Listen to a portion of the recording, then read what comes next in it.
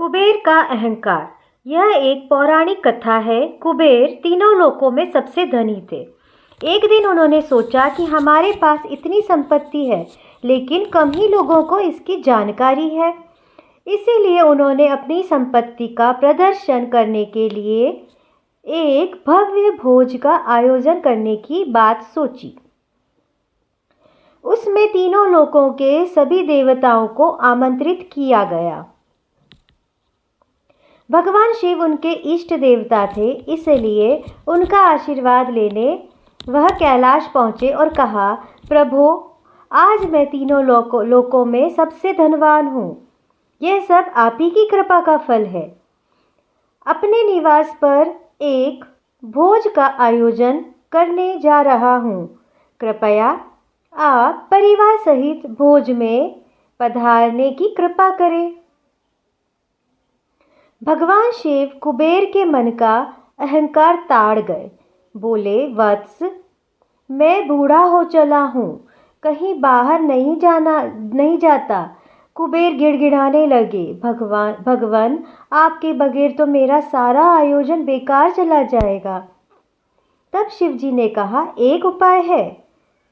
मैं अपने छोटे बेटे गणपति को तुम्हारे भोज में जाने को कह दूंगा। कुबेर संतुष्ट होकर लौट आए।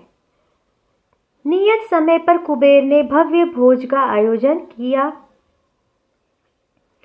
तीनों लोकों के देवता पहुंच चुके थे। अंत में गणपति जी आए और आते ही कहा, मुझे बहुत तेज भूख लगी है, भोजन कहाँ है? कुबेर उन्हें ले गए भोजन से सजे कमरे में। सोने की थाली में भोजन परोसा गया।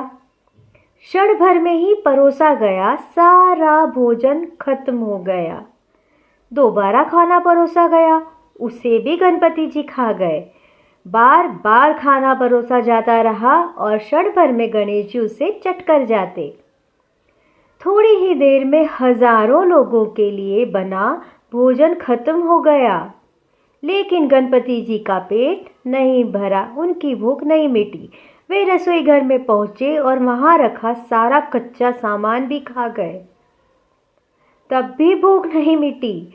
जब सब कुछ खत्म हो गया तो गणपति ने कुबेर से कहा, जब तुम्हारे पास मुझे खिलाने के लिए कुछ था ही नहीं, तो मुझे न्योता क्यों दिया था?